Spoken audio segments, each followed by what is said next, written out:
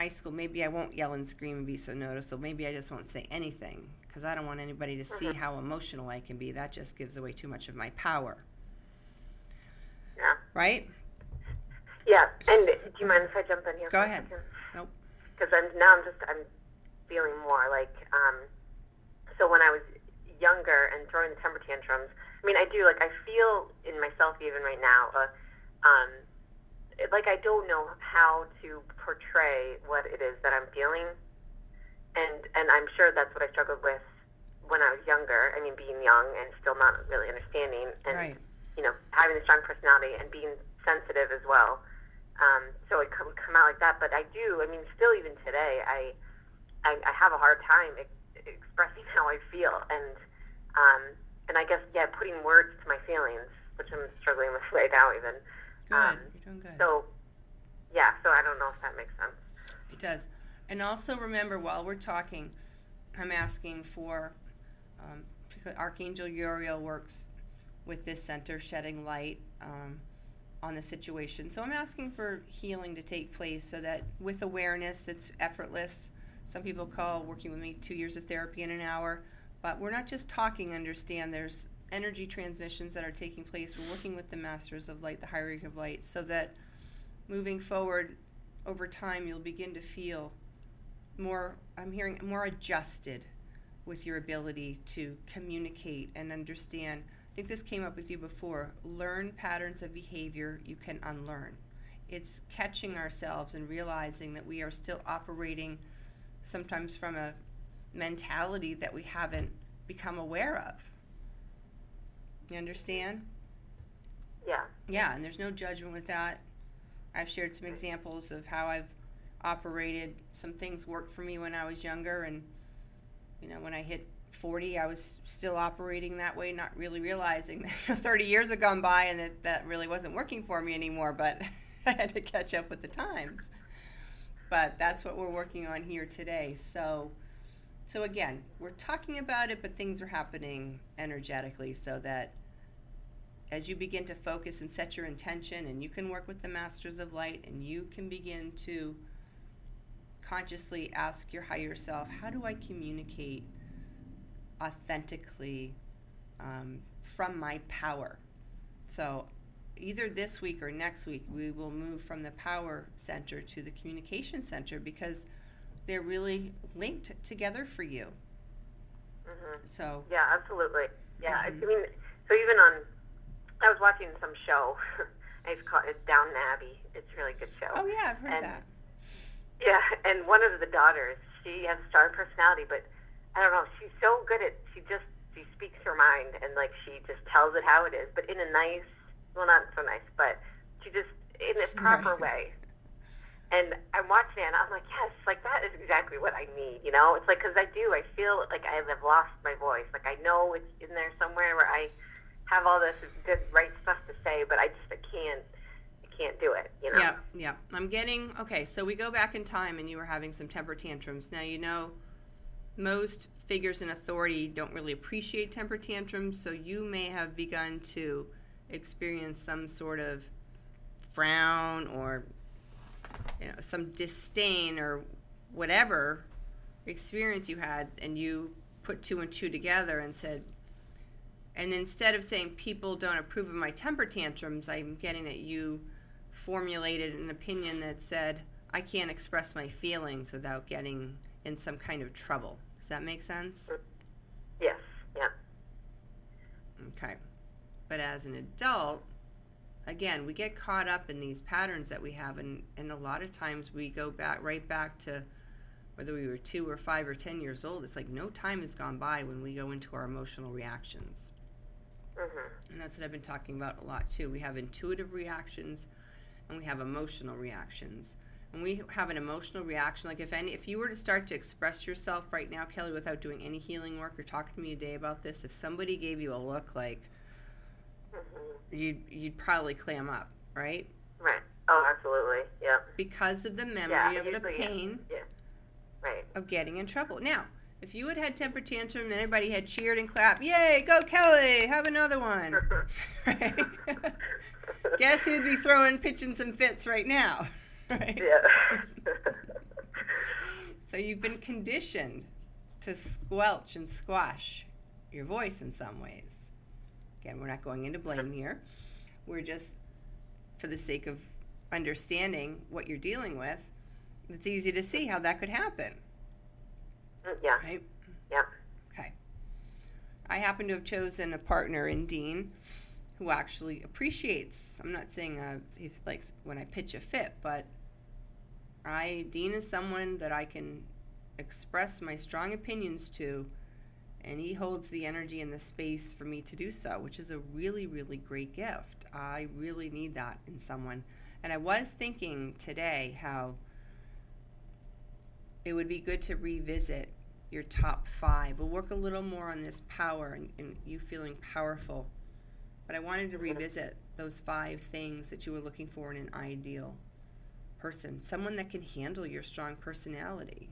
Wouldn't you agree? So that you have that strong personality. It's just kind of hidden right now. Doesn't mean you don't have it. You've just been conditioned to hide it. Some of the conditioning has been your own, because like you figured out, people at the poker game aren't winning any hands here when they're all expressing every little thing. You realize it made them incredibly vulnerable, right? Mm-hmm. Right. Okay. So we've got to talk about a couple things, how you can be vulnerable and you can be powerful. Do you realize that being vulnerable is very powerful? Do you understand that? I know that you haven't really connected the dots in that in your head. You still hold them as separate, but I'm going to hopefully teach you and give you a new understanding that being vulnerable is actually one of the most powerful places you can be. Do you believe me? No. It's hard, isn't it, right? No, not right now. No. I'm very vulnerable. I open my feelings, but the difference is I have an inner power that if somebody tries to take advantage of my vulnerability, I'm quick to, I don't even like the word defend myself, but I have this, my self-worth will rise up. And I made a decision that I will move forward in my life. I will trust, I will love, I will keep my heart open. Helps me do this work. And if other people attempt to tear me down, it's not that I don't have feelings or need to process it, but it doesn't keep my mouth shut, and it doesn't keep me from expressing love with all my heart. Can you understand that?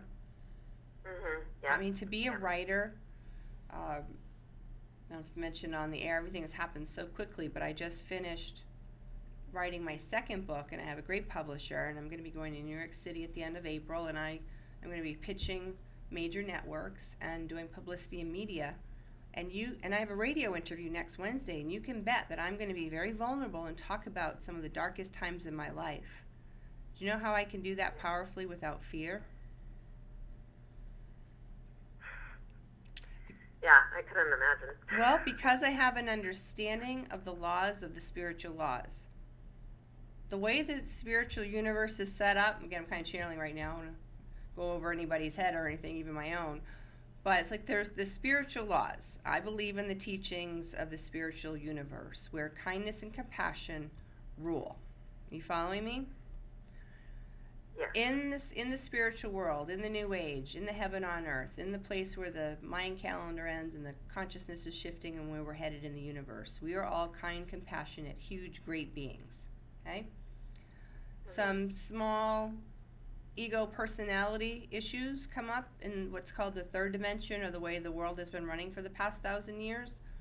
But I have an understanding that if I choose to be my vulnerable, kind, compassionate self, and somebody from another dimension, if you will, chooses to try to attack or take something or bring me down in any level, my immediate understanding is that is not of my world.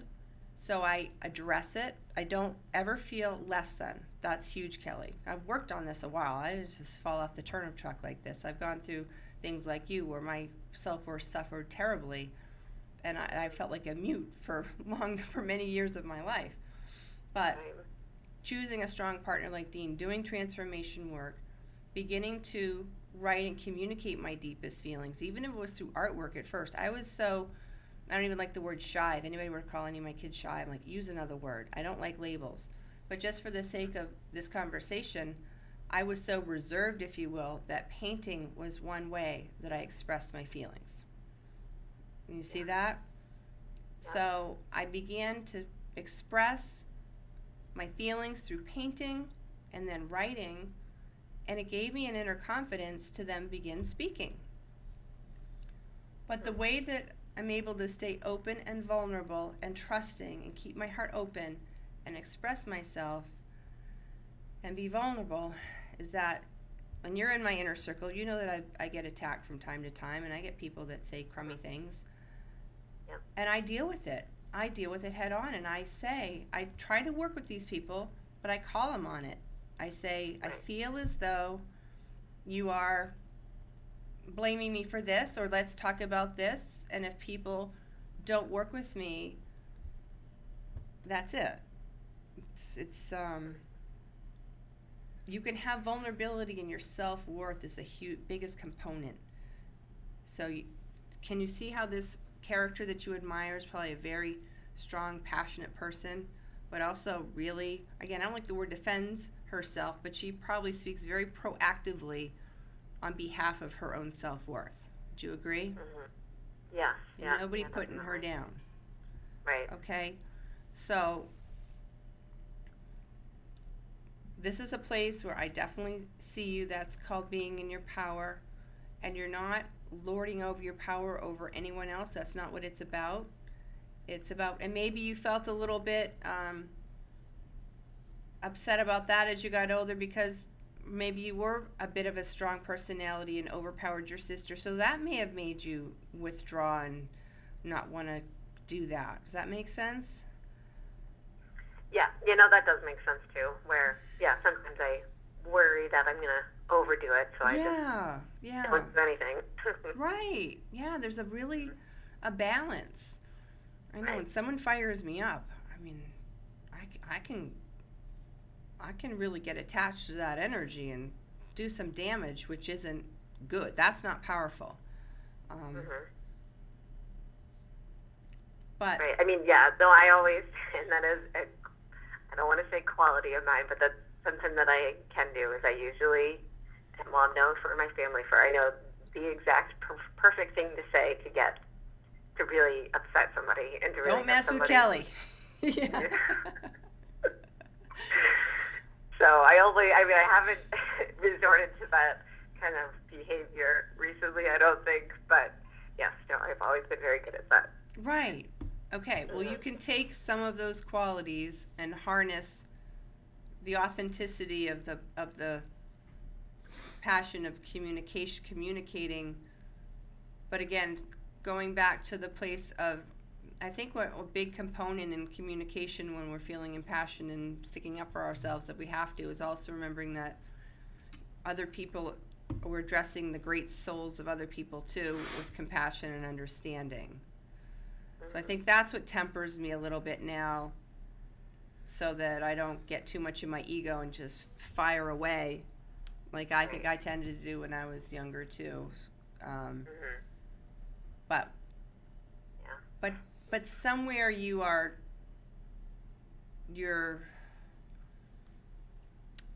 kind of going from one extreme to the other one. Really, right. We'll continue to work that inner authentic power is one that can just clearly state your needs sooner than later. So let's work on that a little bit too, because that's been coming up with your relationships with men, that you feel like you can't really express what you need because either they won't give it to you and then you'll feel vulnerable.